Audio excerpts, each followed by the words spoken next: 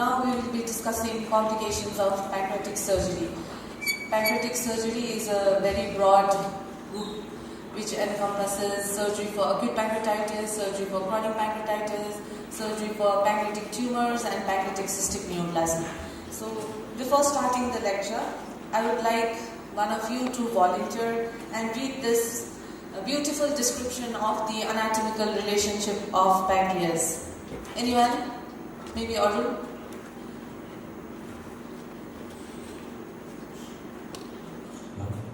The pancreas girdles the left kidney, tickles the spleen, arcs the duodenum, cradles the aorta, opposes the inferior vena cava, dallies with the right renal pedicle, hides behind the posterior parietal peritoneum of the lesser sac, and wraps itself around the superior mesenteric vessels.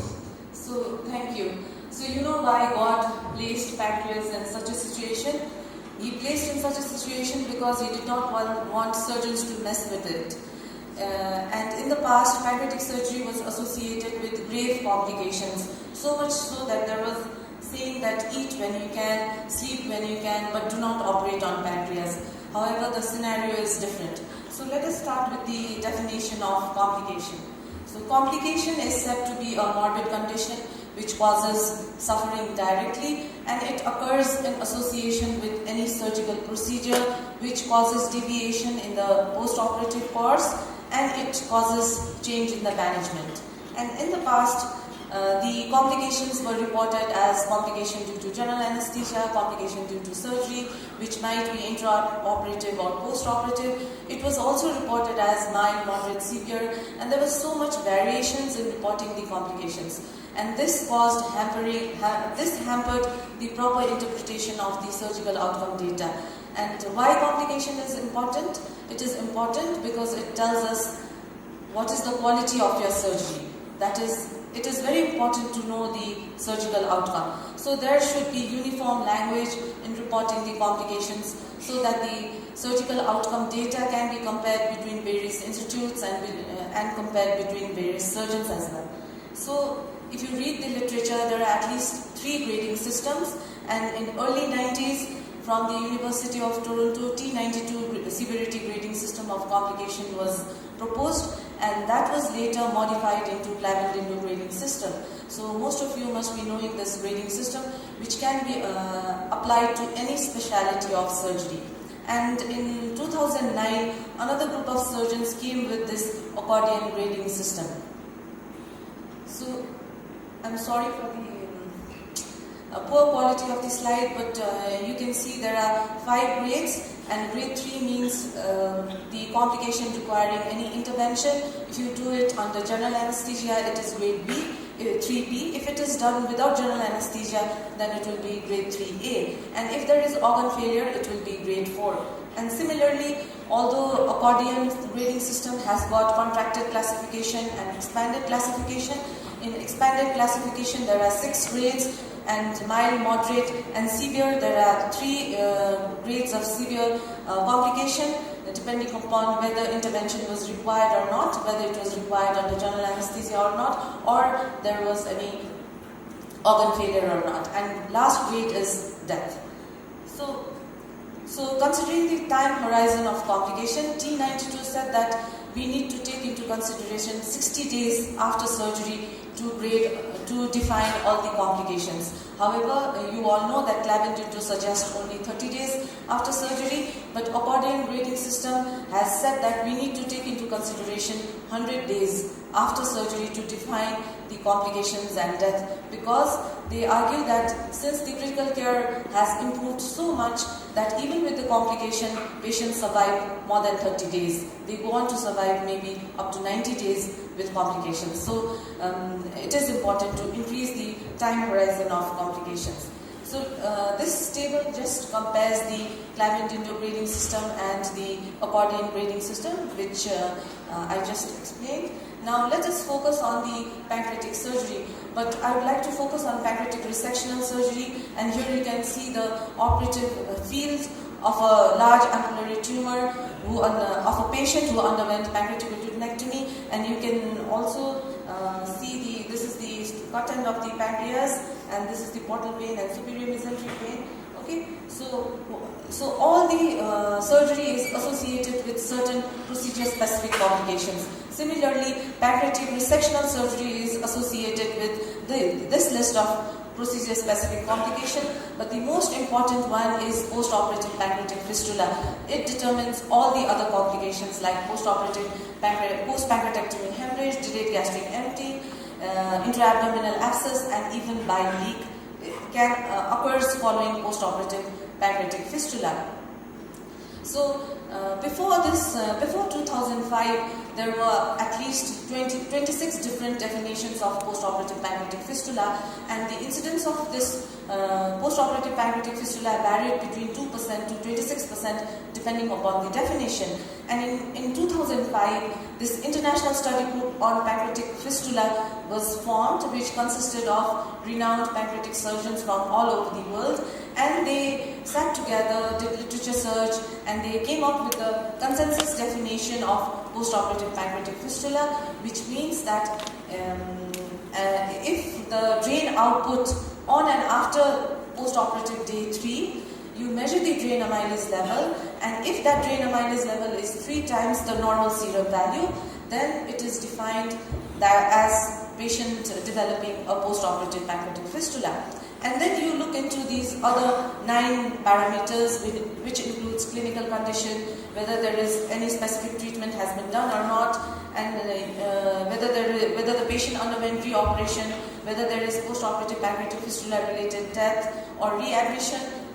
Accordingly, it is graded into A, B, and C. And you can clearly see in this table that grade A does not have any significant change in the management because of the development of post-operative pancreatic fistula, but whereas B and C, there is definite change in the management. So these grades are also called as clinically relevant post-operative pancreatic fistula. So what you can see from this table is that grade A is not a complication. So in 2016, this definition was updated, and they also added that it's not just elevated drain amylase level more than 3 times the normal institutional value, a normal institutional serum value. It is also associated with the clinical condition that is directly because of post-operative pancreatic fistula. So I'll come later what are those clinical conditions. And so according to this definition, this revision, grade A is no longer a complication, it is just a biochemical leak. And they have also come up with this checklist. You can go through this checklist, and this also has got presence or absence of infection, whether the patient died or not, whether the patient had reoperation or not, whether there was persistent drain for more than 3 weeks or not. Then you can grade into B and C. So in this flow chart, you can see that if the drain amylase is more than 3 times the serum value, it will be biochemical leak. And if there is persistent drain for more than 3 weeks, or there is change in the management that you need to put another drain, or you need to treat the bleeding, or there is infection without organ failure, then it will be grade B. Okay, and if the grade B patient go on to have reoperation, or goes on to develop organ failure, or if the patient dies, then it will be grade C. So there are certain risk factors for developing post-operative pancreatic fistula, which can be patient-related factor, which can be disease-related factor, and which can be surgery-related factor, and accordingly this fistula risk score has been developed, and you can predict the risk of developing post-operative pancreatic fistula, and accordingly there are various preventive measures. There are technical modifications, and in the website that I've quoted, that pancreaticanastomosis.com, it is a very good website. You can go and check on it, and they have described at least 66 different types of pancreatico-intestinal anastomosis. That just suggests that not a single anastomosis is ideal to prevent post-operative pancreatic fistula, and there are other preventive measures as well. And regarding the pharmacological approach, there are many studies which has used somatostatin and somatostatin analogs like octreotide, and it has shown there are no definite advantage of using somatostatin. However, this landmark paper was published in New England Journal of Surgery in 2014 from MSKCC group, and they showed that this posterior tide had significantly decreased the post-operative pancreatic fistula, leak and abscess. So all the pancreatic surgeons were happy that maybe this is the savior for us. But I just came across this paper which has been recently published in HPV in 2018 May, and in this single institutional appropriately powered prospective study, they showed that posterior tide was not validated as a preventive measures for pancreatic fistula. So how do we suspect post-operative pancreatic fistula? So complication can happen to anyone. The most important thing is you need to anticipate, identify and then act promptly. So obviously there will be deviation in the normal course of the patient, and there will be sinister looking fluid in the drain. It will be prune juice like blackish or a little bit bile stained, or obviously the drain amylase level will be elevated. Patient will have signs of infection. Patient may have ileus, so there may be some non-specific symptoms as well. And the first investigation when we suspect post-operative pancreatic fistula is abdominal ultrasound, and most of the time it will not show any collection. So the best investigation to identify any undrained collection is CT scan of the abdomen. Then what do you do when you diagnose post-operative pancreatic fistula? The most important thing is that you drain all the collection that is inside the abdomen. If the drain which you have placed is not draining, you manipulate it, or you put another drain which you can do either ultrasound guided or EUS guided, and then after you make sure that all the collection inside the abdomen is being drained well, then you have to take care of infection. So treating infection is another very important step in management of post-operative pancreatic fistula. Then nutritional support for the patient. Although in literature it says that enteral nutrition is better than parenteral nutrition, sometimes you do not have access to enteral nutrition, like we do not put feeding jejunostomy routinely. In those cases, you need to either go for nasal jejunal feed or depend on total parenteral nutrition.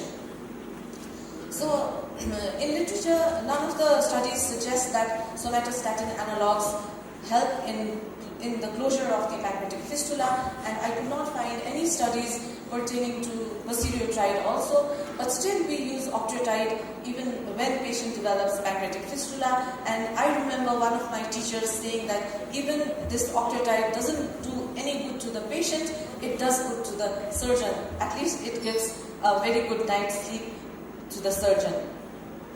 Okay, so very briefly, if most of the time the post-operative pancreatic fistula is treated with conservative management, with drain management, with antibiotics and with nutrition, but in 21% of the cases surgery is required, and surgery is indicated when the general condition deteriorates despite of maximal support, when the intra-abdominal collection cannot be drained either with image-guided drainage or EUS, or there is features of peritonitis. And what do you do during reoperation totally depends upon the intraoperative findings, and it ranges from just debridement and drainage of the peripancreatic region to completion pancreatectomy. I don't want to go into details of this. So the next dreadful complication is post-pancreatectomy hemorrhage, and as I said before, it occurs following post-operative pancreatic development of post-operative pancreatic fistula. So the predictors of post-pancreatectomy hemorrhage is post-operative pancreatic fistula and pancreaticoduodenectomy, increasing age, and decreased nutritional risk index. So again, in 2007, now the group name was changed from International Study Group on Pancreatic Fistula to International Study Group of Pancreatic Surgery, which is famously known as ISGPS, and they defined post-pancreatectomy hemorrhage depending upon the three parameters: onset, location, and severity. So if the bleeding occurs within 24 hours of surgery, that is termed as early PPH. If it occurs after 24 hours, it is termed as either late or delayed PPH. And depending upon the location, whether it is intraluminal or extraluminal, we term it intraluminal or extraluminal hemorrhage. And depending upon the severity, it is either mild or severe. Mild means the fall in hemoglobin is less than 3 grams per deciliter, and the requirement of blood transfusion is not more than 3 units of packed cells, and no intervention is required. Whereas severe means fall in hemoglobin is more than 3 grams per deciliter, and the requirement of blood transfusion is more than 3 packed cells, and obviously there will be some intervention. And grading is done A, B, C, and you can see in this table that if it is early is always grade A and B, and late is always grade B and C. So how do we? So this slide just shows you the various potential sites for post-pancreatic hemorrhage following right-sided pancreatic resection and left-sided pancreatic resection, and how do we manage again any complication. You need to anticipate, identify, and act promptly. There is no consensus in management of post-pancreatectomy hemorrhage, but early PPH, if conservative management fails, you go for early surgery. And in delayed PPH, there has been shift from surgery to radiological intervention. And this flow chart tells us the management of delayed PPH. First, we need to know whether it is intraluminal or extraluminal, then see whether the patient is hemodynamically stable or not. And if it is intraluminal, it is suggested to go for endoscopy, but mind you, most of us are doing pancreatico-jejunal anastomosis. So in those cases, intraluminal bleeding, endoscopy does not have any role. So most of the time, we go for CT angiography to localize the bleeding, and we opt for angiographic treatment, embolization. If that fails, if the patient does not improve, is hemodynamically unstable, then you go for surgery. And reoperation following pancreatic resection surgery, the patient is doomed and the surgeon is doomed as well.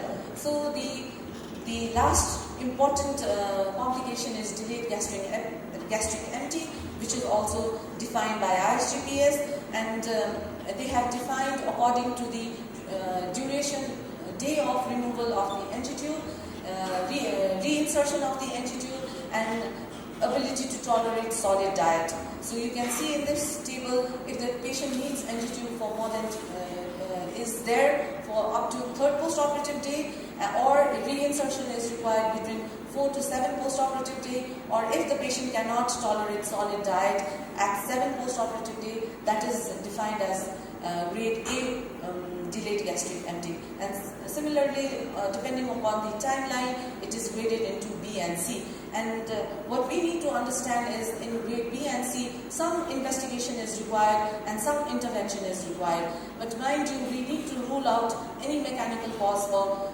delayed gastric emptying, like obstruction of the gastrointestinal anastomosis or obstruction somewhere down. So management is most of the time treatment of the underlying post-operative pancreatic fistula and the intra-abdominal collection. So regarding bile leak, they have not come up with any specific definition. ISGPS hasn't come up with any specific definition, but if it occurs in the first post-operative day, the bile leak is usually technical. So it totally depends upon the surgeon how to manage that case. And if the bile leak occurs maybe after 5 to 6 days, and it is usually associated with post-operative pancreatic fistula, and you manage the post-operative pancreatic fistula.